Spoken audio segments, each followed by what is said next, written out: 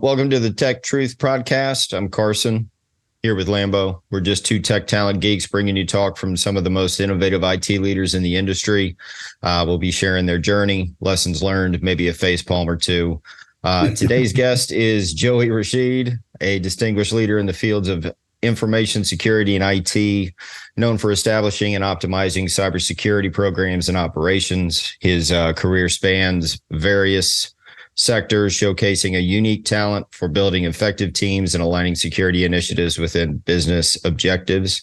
As a leader who successfully navigated the dual roles of CISO and head of IT, brings a wealth of experience and insight into the developing landscape of cybersecurity and technological innovation. Thanks for being here. How are you today, Joey? Nicely done. I'm doing great, and that's one heck of an introduction. Wow. I'm telling you, I want to work for you, brother. You're welcome. You are the man. You're welcome. So for those that are not or may not be familiar with you, tell us a little bit about yourself, if you don't mind. Yeah, sure. And again, I appreciate the introduction. So currently I'm a CISO, and I also lead information technology for a public e-commerce company. But really more importantly, I'm a Marine Corps veteran. I'm very proud of that. Yeah, Semper Fi. And, a lot of what I am today and the things that I've learned really, sprouted from my military service and getting into the Department of Defense security arena, and having some folks take a chance on a Marine who didn't really know security, or at least cybersecurity. And I was like, hey, we'll teach you. And so, I started my career and cut my teeth in the industry as a security operations center analyst, working weekend nights for what is now known as U.S. Cyber Command. But back in 2002, it was a Joint Task Force, Computer Network Defense, or Global Network Defense, something like that. I forget the acronym that we used at that time. But as you mentioned in the introduction, Carson, what I really love to do and what really gets me up is the ability to build teams, build programs, or optimize something. I've been once told that, I'm the guy that you call if you want to turn, a losing team into a winning team. Or if you want someone to come in and really build something brand new from scratch, cybersecurity program, what have you. That's just really what I love to do. The thing that I think I would hate the most if someone told me, hey, Joey, we just want you to come here and take over this like smooth sailing ship and keep it on course. I'd be like, nope, that's not for me. Too boring and too many ways to make a mistake, right? It's much better to take over something that's a sinking ship and one cup at a time, get the water out of the hole and just, bring it back up and get it moving. But that's a little bit about who I am and what drives me, and a little bit about where my career started. I appreciate the intro. I got two quick questions, Joey, and then one of them is kind of funny. So when they gave you the first shot, DoD security, Marine coming in, not knowing anything, did they say, hey, first I need you to, half of your job is to secure the facility, and then I need you Yeah. So one of the notes that I just wrote, because I know I met you earlier, but I didn't know the whole story. You love to build and optimize. You love to take, teams that are struggling and turning them into world-class, producing teams. Just real quick for the audience, what are the top three things you learned? How do you do that? Because there's so many leaders, and I've been doing this ever since I got out of the military 30 something years ago.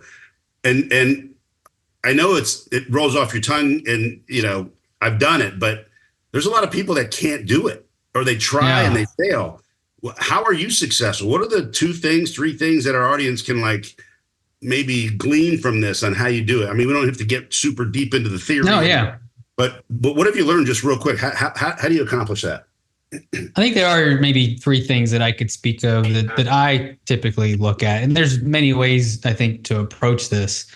The first thing is come into a new team, organization, program, whatever it be, and just observe and watch and listen. Because the thing is even though you might be taking over, let's say, a losing team, there are going to be aspects of that team that do work well.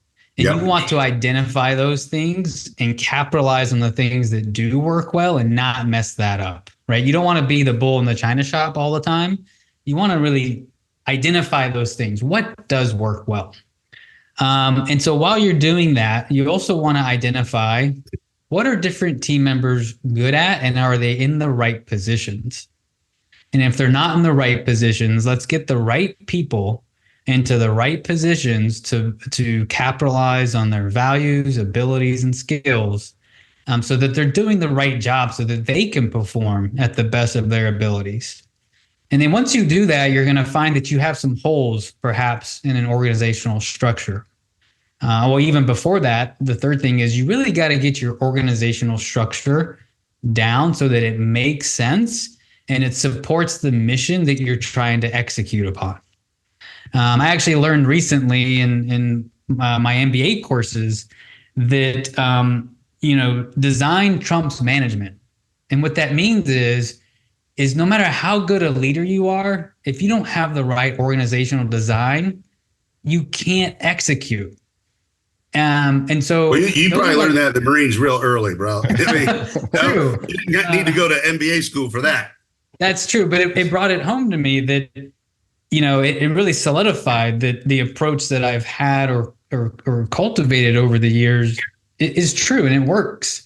And so those are the top three things I would say that I try to look at. And then there's step 4 through 10 that you got to get to. But really, again, find out what is working well and capitalize on that, leverage that, build upon that, get people into the right positions so they can be successful. And then 3, you got to build your org, and you may have to hire new leaders to fill those organizational spots. And then from there, you can start talking about process and technology and things like that, because everything else builds upon those things. At least that's what I've found. Just to follow up to that, and then I'm going to shut up and let Carson have some questions, because I know he's got quite a few about people, watching and listening and evaluating your team, your staff.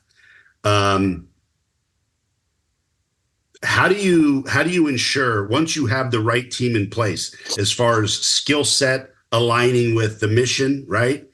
You have the right people, they align with the mission, but sometimes people on that team don't agree with maybe the plan or design, or they're the right people, but maybe they're not motivated to help the team. Maybe you know what I mean? Maybe how do you identify that early? Because you have one bad team on the team, one person on a team that's not rowing in the right direction. They're capable, but they just aren't motivated. How do you mind shift that? How do you get them to see the bigger picture? Yeah, I think it's a great point. First, I want to gain their perspective. Maybe they know something that I don't know.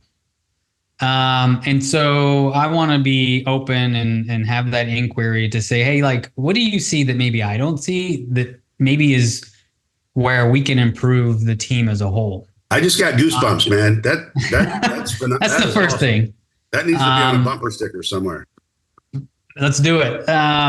But the second thing is sometimes you come across team members who don't agree or don't want to rise to the occasion.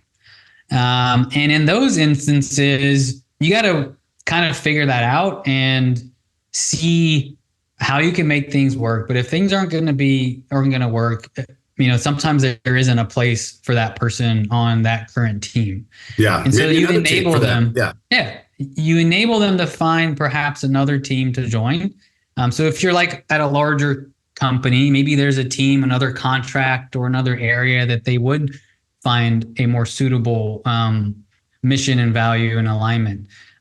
Or sometimes you encourage them and help them find that next opportunity, which might not be within your company or organization. But I think that there's nothing wrong with that. There's nothing wrong with that. But I think the point you're trying to raise is you can't have in the organization one or more team members who aren't in alignment, because it's like driving a car with a flat tire. Yeah, exactly. Or a loose steering wheel, right? It just won't get you to the place you want to go. And that's okay. And I've experienced that so many times in my career. And you have to lead for the betterment of the entire team, and not, individual, well, I don't agree in this. And if you just can't get it to work, and you can't get alignment, you can't learn, you can't, it's, well, then sometimes you part ways, right? Yeah.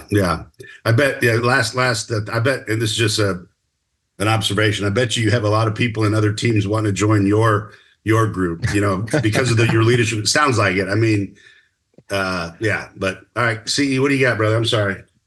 Well, I'm going to kind of keep in the same vein as far as overall leadership style. We've kind of touched on that a little bit, as far as opening yourself up to those that are there, especially when you come into one of these environments to where you've been asked to kind of wrap your arms around and get an understanding of where things are broken, and hopefully revitalize and or fix those situations. How's your leadership style, I would say, kind of evolve over the years, or morph, or has it always been the same? There's just been minor tweaks based upon the situation or the organization itself. No, I mean, I have a 25 plus year career starting out in the military, as I mentioned, and the leadership style has changed throughout that time, because you learn leadership along the way, and you learn different tips and tricks and ways to be more effective. A lot of times by failing and making mistakes, and be like, oh yeah, I shouldn't you gotta do that fail, anymore. yeah. That didn't work, and so you learn from that. But obviously the military has a very unique leadership style, but there's some core attributes there that are applicable to corporate America. And so when I got out, I took those things. I think the most important thing that that the military teaches you as a leader is that you got to be able to lead yourself before you can lead others. And that's something that I think a lot of leaders struggle with, is like, if you don't know what your core values are and your ethos is and what gets you up in the morning, how are you going to enable others to find theirs, right? And so it's really about that leadership by example, and really owning yourself to try to be the best person you can be as a leader. And no one's perfect. Perfection isn't the goal, but you got to know how to lead yourself and have some values, core values, to be able to then be someone that others would want to follow, right? But today, I've been asked many times, what's your leadership style? And my leadership style changes depending on the person or the team that I'm interacting with. Because the reality is, and the things that I've learned probably in the past 5 or 10 years, is that you have to lead to the occasion. You have to lead to the situation of the team. For instance, if you're in a crisis mode, your leadership style is going to be very different than if you were coming in as like a new CISO, trying to build some things and gain some relationships and rapport, build a vision, program, roadmap. That's very different than a crisis situation. But then you also need to know your people and lead to how they need to be led or want to be led. And so everyone is different. There's 3 of us on this call, and we all have different preferences in how we like to work and how you want your leadership to follow up with you, to interact with you and all that. And so I try to tailor my leadership as best as I can to me knowing my people and the people on our team. I also always ask for feedback. Sometimes people don't always give it. They're nervous. Yeah. I can't afraid or nervous, but I try to ask for it. And I ask, how can I do better, or this, or try to use specific examples to show that, hey, like, I'm in this for also growth and learning, and to be a team player. Like I just happen to be the one that has to make the decisions, or typically has to make the decisions. But at the end of the day, I'm just another team member on this team, trying to make things work and enabling folks to be successful. And so maybe a little long answer to your short question, Carson, but I think I got some decent stuff out of there. I got a quick question, Carson. Let me insightful. jump in. Carson, let me just jump in to talk about that decision making and then I know you got another question. It's been my experience, not just in corporate world, military, but certainly as I've been working with thousands of companies as a leader in the staffing industry. And I have found that there are people that really struggle making decisions as leaders. I don't know if you've seen the same thing with some of your colleagues and peers, whether in or out of the military, corporate world. But I have found that people are just really afraid of making a decision. You seem like somebody that isn't afraid. Maybe you can speak about how you arrive at I'm going to make a decision, if it's a change or if it's whatever. How do you do that? What criteria do you look into? And I'm not talking about in crisis mode, because that's a different animal, but just regular. Yeah. But maybe there's some things that you've learned that you do in helping yourself make a decision and feel good about it, that maybe the audience can learn about. Because there's a lot of people, if we're being honest, there's probably half of the people that don't like making decisions in leadership roles. Yeah. And I think one of the most essential things that you have to be able to do as a leader is to be able to make decisions and be discerning. I think, in my experience, there's nothing that's frustrated me more than leadership that doesn't make decisions. It's like, let's move forward. And the reason why I say that is I think first and foremost, we have to realize that most decisions are reversible, or you can always take a course correction.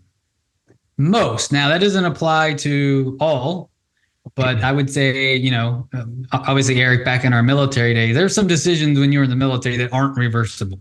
And so maybe a little more pontification or thought is required, maybe more intelligence gathering, but at some point you have to make a decision. And so going to the corporate world, the thing I try to think of is like, is this a decision that is like, once you make it, it's no turning back?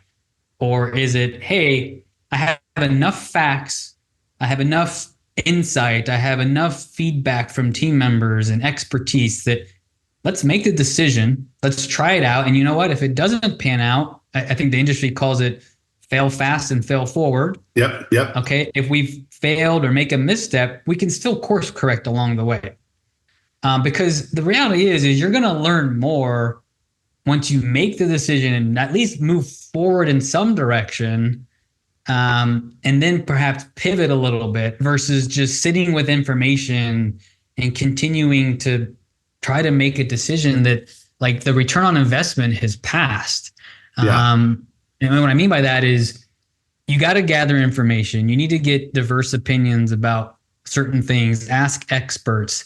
But at some point, there's diminishing returns in waiting anymore and gaining more information. You need to make a decision, move forward, and then course correct. But I'm going to relate it back to another comment you made earlier, where it's don't be afraid to fail.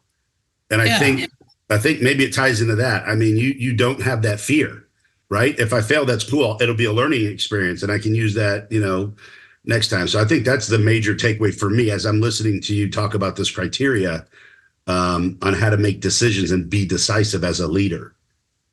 I think you hit it on the head is don't be afraid to fail. I don't want to say that it starts, from, I think the military for me at least taught me a lot about certain things. And again, I just think failure is part of learning. It's part of life. It's part of development. And, it's okay to have scars. It's okay. Scars are cool. Yeah, exactly. Cool, Yeah. Have you heard, just to kind of chime in on decision making criteria? Have you heard of this? It's called the 131, and I can't for the life of me remember who put this into play, but I was watching a YouTube video because I'm a visual learner, so that's how I learn. But it's identify one problem, come up with three options to solve that problem, choose one, and go. So you have that, you have a mix Framework. of solutions that you can necessarily look into as, okay, these are the options we have to solve X problem, which is the best. And then obviously additional criteria can be added into that through talking with whoever you're partnered with on this, or if it's a solo dolo journey, you get to get real deep with yourself and figure out, okay, what's the best course of action for me to move forward. But that's something that I've kind of put in play last 6 to 9 months. And I would say it's freed up a whole lot of brain churn. But just, I thought I'd throw that out there as far as how I work through some of the problems that I have. And that's both personal and in the work life as well. So yeah, is there a framework that you implement, like, the 131 or anything that you can share with the audience? Well, I like the 131. What I would say is I don't have a solidified framework, but luckily for all of you all, I'm going to be learning about a solidified framework in this semester's MBA learning. So there apparently is a solidified framework, but I'll learn about it more once I start the spring semester. But what I will say, Carson, which is part of what I've already read a little bit about this framework, is one, you got to identify the question or the problem you're trying to solve. Like, be very crystal clear as to what it is. And then two, you need to gather alternative options. You should never just have the one, right? And so if anyone ever comes to me or anyone else about, hey, here's this problem and here's this one solution, I'm like, well, but what else did we think about? Like, how do I compare that one solution against what? Like, so, and maybe this was just taught to me early in my government contracting days is, always come with plan A, plan B, and plan C. And for some reason, even in my current role, when I started as a brand new CISO for a public company, and I was building a security program, and I was coming out with my vision, the mission, the roadmap, and then obviously the ask for certain resources, I had plan A, B, and C. Because I knew more than likely plan A wasn't going to get approved. Very quickly be like, well, I'm glad that we had this conversation. Here's an alternative. Here's plan B. And then also here's plan C. And so that's just kind of the way my mind works. I want to kind of know, what are my alternative solutions? Let's play the devil's advocate and say, well, what else is out there? And so I like that 131. And I think it's a great, simple format to use for decision making. So I'm going to have to use that until I learn a little bit more well, about what I should be doing. It segues pretty nicely into the industry myself and Lambo are a part of, because usually what we try to do is implement kind of the Olympic podium, and a lot of people have different words for it or different phrases of how to describe it. But the goal is to submit 3 people to an open role, right? So you have one problem, which is an open role. You have 3 options to consider: good, better, best, gold, silver, bronze, and you choose one. That's nice.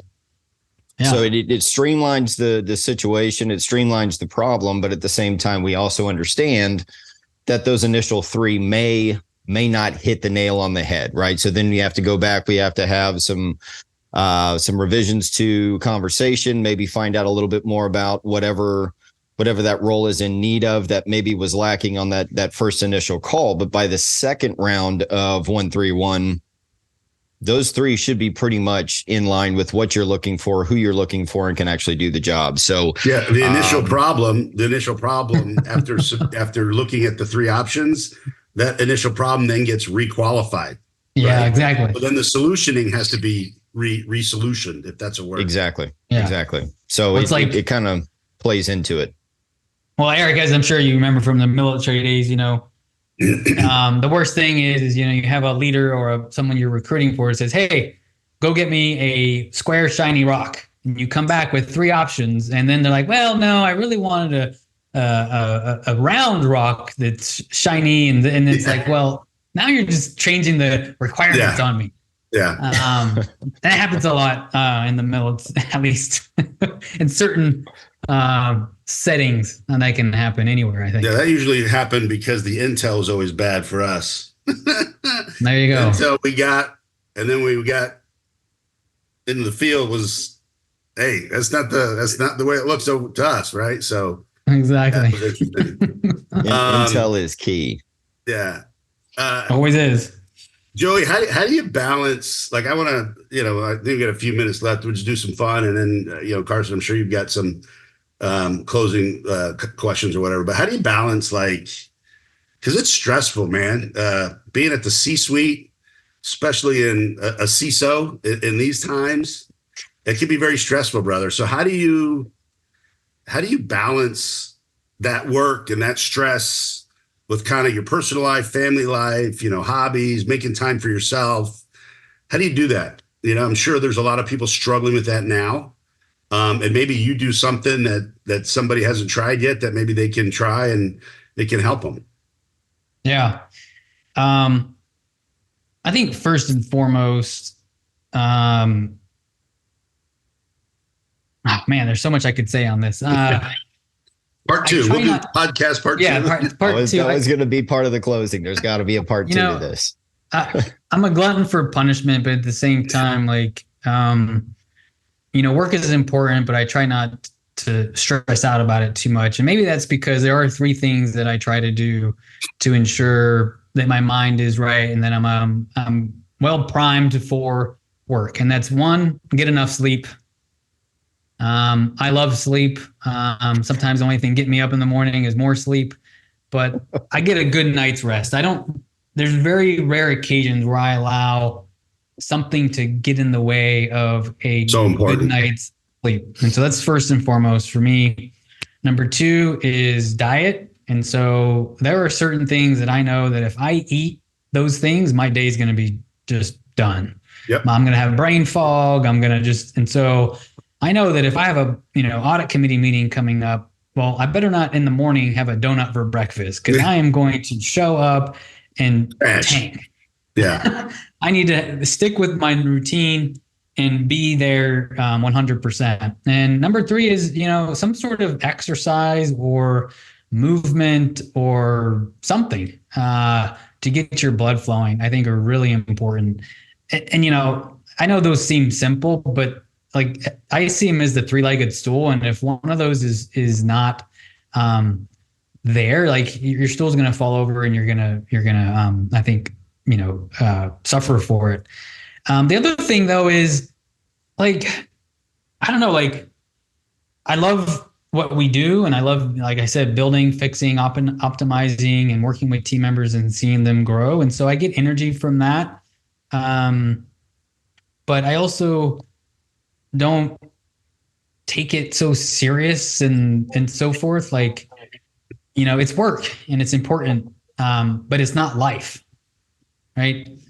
There's so much more to life than just work. And so there's a balance, I think, in that with regards to managing stress and so forth. But yeah, operating optimally as far as your physical, the sleep, the right diet, getting exercise. I think that goes a long way. And people, like you said, people forget to take that time. And it just breaks you down. And after a while, you have a breakdown or you just run out of gas, and that's no good. So those are great. Those are great points. And Eric too, the diet and all that, like everyone's different. And so you got to figure out what your body is primed for. It also changes as you get older. Oh yeah. Yeah, it does. I see all those buds. I see all those bottles of wine behind you and I'm like, I can't, drink as much wine anymore as I maybe used to. But agreed. But it looks cool though. It looks yeah. But yeah, you got to know what works for you. And sometimes in order to do that, you got to kind of do a little bit of testing around with your body. And, yes, there's a lot of health trackers out there these days that can show you how certain things impact your body, your heart rate, your HRV, all these different things that you can monitor your health with. And just like a good leader, you got to measure the results. Like if I'm going to make these changes, like those three things you mentioned, over a period of time, a month, couple weeks, hey, am I operating more optimally? Am I clear headed more? Right. So exactly. Don't just do it and not measure results. Right. So you gotta measure that. So, yeah. Oh, yeah. But the unfortunate part in kind of speaking to the diet itself, I am an avid Cheeto fan, have been for my entire life. What I have noticed recently, and I don't know if it's because it's the fire Cheeto versus the classic Cheeto, but the fire Cheeto, I cannot eat those anymore, not because of the spiciness, but because it impacts my inflammation different than a regular Cheeto, which is very strange. And I'll go on record. You like spicy food. I love spicy food. And the unfortunate part is that the inflammation kicks off with the spicy Cheeto versus the classic, which I like the spicy. So I'm having to adjust to my new life without spicy Cheetos, unfortunately. But no, I couldn't agree with you more. I could probably work on sleep a little bit better, but exercise and food is definitely something that I've honed in on over the last couple of years. Mainly just due to being around a much longer time. It looks like, just for some banter, Eric, it looks like you could stand to maybe not exercise. Like you've done enough for all of us. Yeah. Well, it's been part of the life for a while. So. Like, there's some people that are going back to the gym right now for New Year resolutions. Like let them take some time off and let them do what they need to do. And then you can go back. Talking about optimizing, I'm going to roll this into optimizing. I have learned to get in and out within 40, 45 minutes. That's nice. Yeah. So I've optimized the routine so it doesn't take a lot of time. But I'm going to tell you back to what you were saying about the three things that, how you balance it out and run optimally. If I don't exercise, something in my head I don't feel good about myself. Mm-hmm. And then it translates into the work that I'm doing. I'm just right. So, and that may not be for everybody. It may be something else that kicks those endorphins or whatever it is to keep them mentally sharp. For me, I got to escape and do a 30, 40-minute workout and get back to the grind, Yeah. No, I hear you. Same. I missed yesterday and I've been beating myself up for it. So I will make certain I get there today, whether it's 10 o'clock tonight after everybody goes to sleep, or if I'm able to duck out at some point during this afternoon. But I know we're coming here to the end of it. Joey, again, I appreciate the conversation. It's been great to catch up. Haven't been able to stay in touch as much as possible over the last few years, but that's just because I move around too much. I know. Well, you got a lot going on. But no, I would love to put together a part 2 and kind of continue down the road of learn a little bit more about what makes you tick and everything that's going on. And if we could do I want to learn that new framework he's learning at his MBA program. Yeah. When is that? Yeah, I have my classes start here next week. So, cool. Okay. Yeah, it's really power or full of interesting things that I think I'll be able to talk a little bit more about. Awesome. One of them is, I think we've heard a lot about in the cybersecurity community, but how do you measure risk and all this stuff? Yep. And the Monte Carlo simulations are one of the things, and I'm going to get to learn about simulating and simulations and all that. And part of it is the Monte Carlo aspect of it. So those are hot topics. So those are really hot topics. So I would definitely love to, and I'm sure the audience will want to learn some of those new things that you learn in that program too. So yeah, this is great stuff. Excellent. Awesome. Joey, thanks again for the time, man. I look forward to thank you, Joey. 2. We'll be in touch. Enjoy the rest of the day. All right, y'all. Thanks, guys. Take care. Be good.